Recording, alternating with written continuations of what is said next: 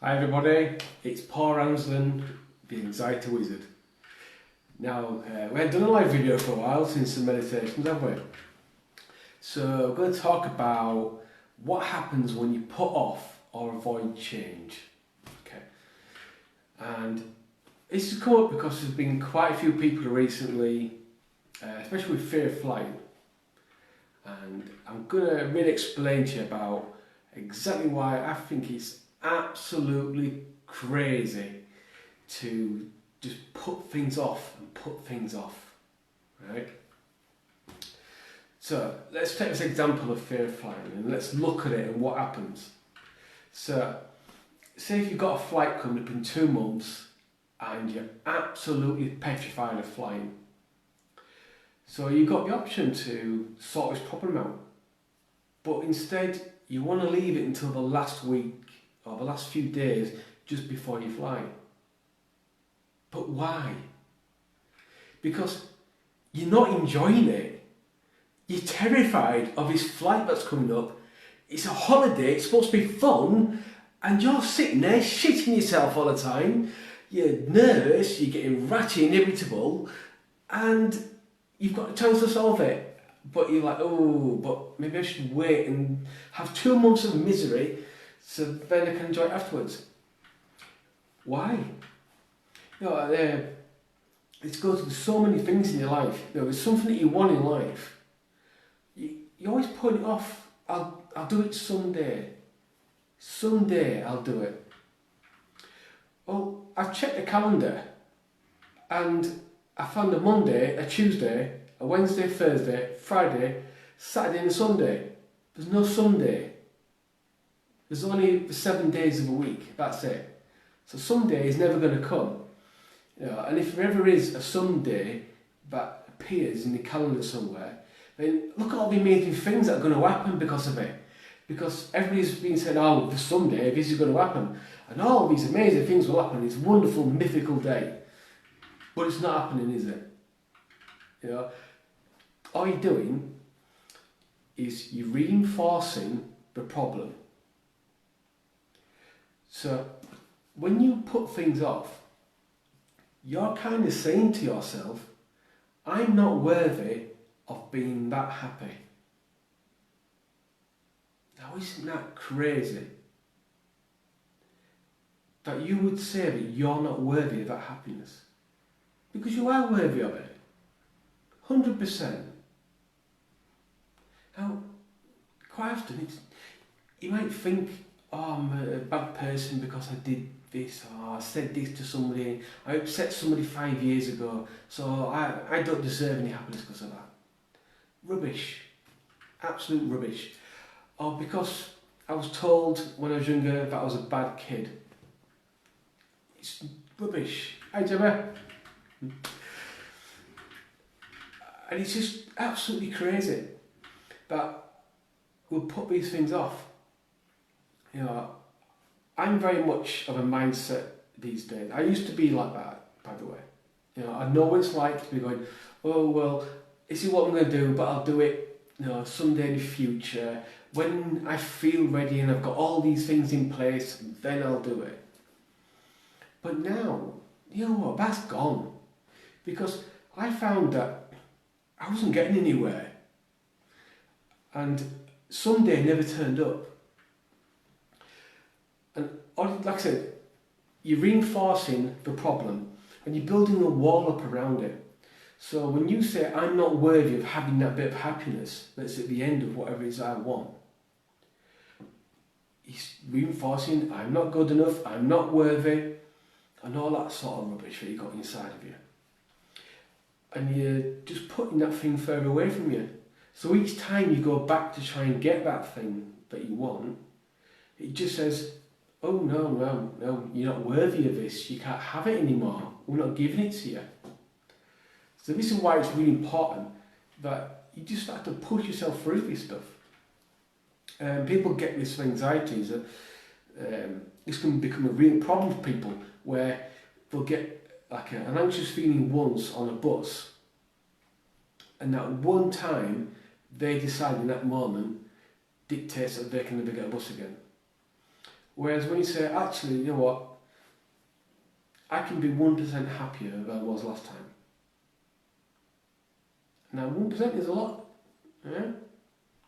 It's a lot different to what it was before, even though it's just a little tiny percentage. But that 1% is going to make a massive change for you. Imagine every day being 1% better than you were the day before. Right? Imagine how much further you're going to get over a year by being 1% better every day.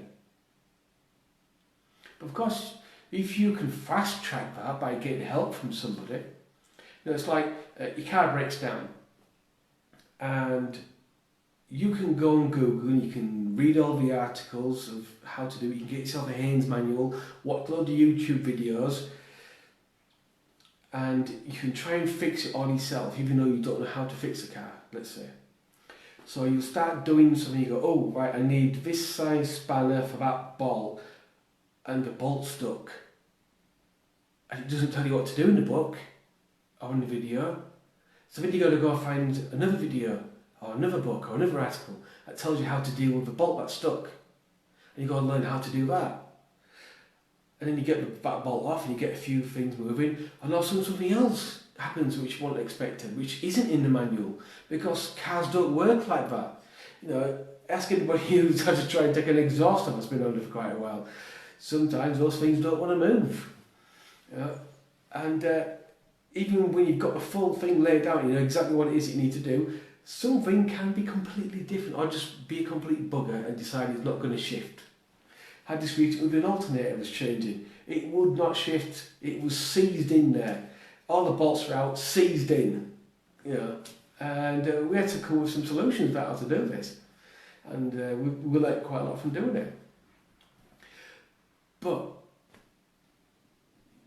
knowing what I know now, God, it would have been so much easier to just go to somebody who knew what they were doing, to get around, who's got experience about getting around that stuff, who's got experience of being able to work out all the little niggles and go, hey, here's the alternator. That'll take you half an hour, you sort it. You know, easy job.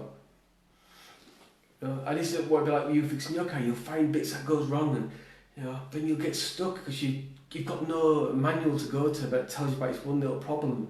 So then you have to put everything back again, and then you have to go find somebody else. Whereas if you just go to a person who can help you in the first place, how much easier is that going to be? How much time are you going to save? You know, you're going to be able to enjoy going around in your car that much quicker. Getting to work, going to see your friends, going to see your family. Because you've invested money to save your time. And here's another thing, which people in personal development field don't want to admit because it doesn't resonate with their courses. There's so much stuff that you can do yourself, and you can do a lot yourself if you put your mind to it. But there's also stuff that you won't be able to do yourself. That's the kicker. Is that your subconscious mind will not show you certain things. There's certain things inside of you, but it wants to hide from you. And you won't find it. And you'll go round and round and round, trying to find what the cause of his problem is and the answer to all the problems. And he won't show you. Because you're emotionally attached to your beliefs and your values and your problem. Whereas somebody like me isn't. I can just come in and go, oh, I see what's going on there, bap, bap, bap, bap, bap, let's do this. Doof. And it's so much quicker and easier. And when you start committing and being full in with a yes to changing, life starts changing for you. Let's get a little drink of water here. I'm getting dry. You'll be amazed at how quick things change for you. How many things start to come into your life that help you. Conversations with people. You'll get talking to someone. Like I got talking to someone the other day. You know, I was like looking back at my day, and the things that had manifested in that day, it was just unbelievable.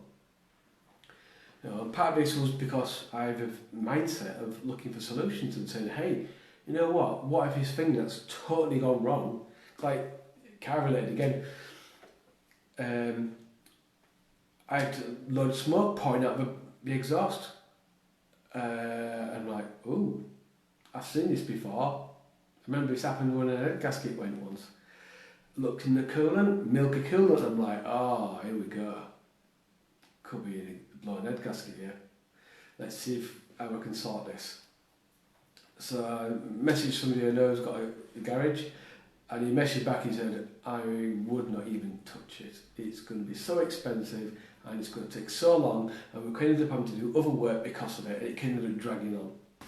It's just not worth doing it. So there I'm like, looking at my phone. Oh my God. I think I've lost my car. Right, that changes things. Okay. But what if this is the best thing that's ever happened to me? What if losing my car and having to get public transport everywhere is the best thing that could ever happen to me? What would that look like? And then things just started to shift. You know, everything turned around. And now everything's getting sorted. And I've handed the car over to him, he's sorting it all out. I don't have to stress about it. I pick it up on Monday and I've got my car again. And I can chill and relax. And this is what it's like for you. If you're wanting to make a change in your life, what are you waiting for? Are you waiting for that perfect moment when you've got all your ducks in a row, so that means you can move forward? Or are you waiting for someday, that day that's never going to happen? Are you waiting for somebody else to jump in and tell you that it's okay, that you are worthy enough, that you are good enough to have what you want? Because if that's what you're waiting for, I'll tell it to you right now. You are good enough, you are worthy, and you do deserve to be happy. So there, you've got it. You've got the permission you've been waiting for. And I want to see you not only going through the change of letting go of the old issue and coming into this new being that you will be, but also the ways how you're going to evolve from that point. Because I don't work with people just to solve X. I'm looking at Y, Z, and all the other letters out there. And I want you to become so empowered that you start to change your life further forward. So if you're avoiding change, and if you're putting off change, it's time to put a stop to it. Let's end it right now. And let's start getting you happy. Because that's the most important thing, is you get to be happy. So if you're ready to be happy, drop me a message. Let's have a chat. Whatever it is you want to change, let's make it happen. Commit and get this done. Speak to you soon.